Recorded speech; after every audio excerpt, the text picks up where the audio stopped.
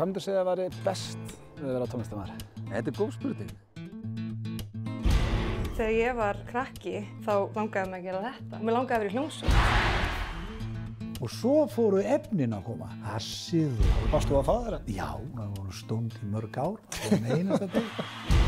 Þetta bara passion.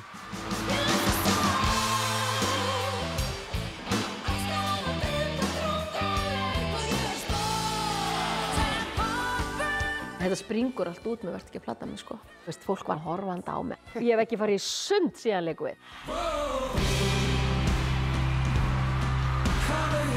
Þú ert í vinnu þar sem allir sjá þig gera vinnuna og þú ert meðalið svona meðmæli frá mörgum.